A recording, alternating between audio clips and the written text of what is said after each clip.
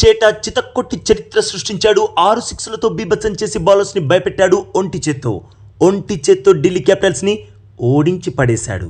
అవును boss, CSK versus DC మ్యాచ్లో Chennai super Kings కిర్రాక్ victory అందుకుంది. ఆ విక్టరీకి అతిపెద్ద కారణం మెయిన్ హీరో ఎవరో తెలుసా బాస్? సంజు శాంసన్. చిన్నతల సంజు శాంసన్ ఒక్కడే చెన్నై సూపర్ కింగ్స్ని గెలిపించాడు. ఐపీఎల్ 2026 నుండి ఢిల్లీ క్యాపిటల్స్ని బయటకు పంపించాడు.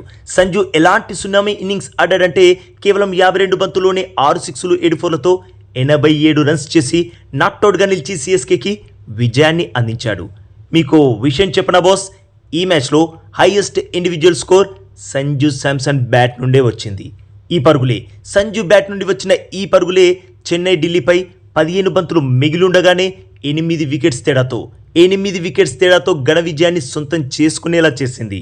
ఇక సంజు బాదిన అభేద్యమైన 87 పరుగుల సూపర్ నాక్తో ఈ సీజన్లో అత్యధిక రన్స్ చేసిన టాప్ 5 లిస్టులోకి వచ్చేశాడు. సంజు ఈ సీజన్లో 10 మ్యాచ్ల్లో 402 రన్స్ సాధించేశాడు. దాంతో ప్రస్తుతం ఆరెంజ్ క్యాప్ లిస్ట్లో నెంబర్ 5లో నిలిచాడు.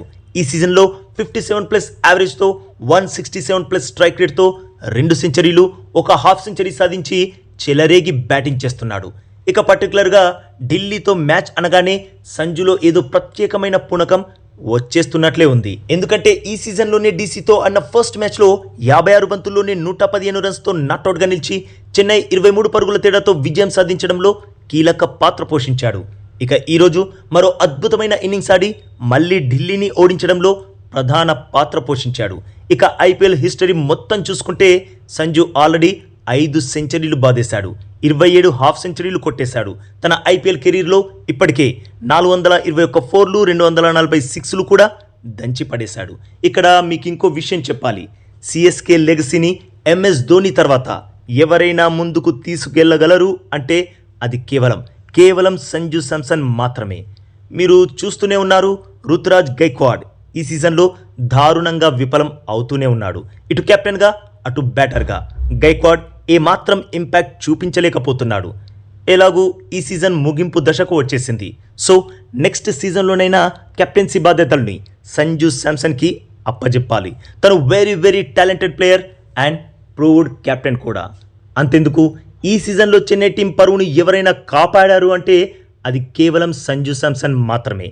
చెన్నై ప్లే ఆఫ్ చేరుతుందా లేదా అనేది కూడా పూర్తిగా సంజు శాంసన్ పర్ఫార్మెన్స్ పైనే ఆధారపడి ఉంది. సంజు చెలరేగి బ్యాటింగ్ చేస్తే చెన్నై ప్లే ఆఫ్కి చేరుతుంది, లేదంటే చెన్నై చేతులెత్తేస్తుంది. ఈ విషయంలో మీరేమంటారు బాస్? చెన్నై ప్లే ఆఫ్ చేరాలంటే సంజు తప్పనిసరిగా బీభత్సంగా బ్యాటింగ్ చేయాల్సిందే, వేరే ఆప్షన్ లేదు అని మీరు నమ్ముతున్నారా? ఎస్ ఆర్ నో తప్పకుండా కామెంట్ చేయండి బాస్.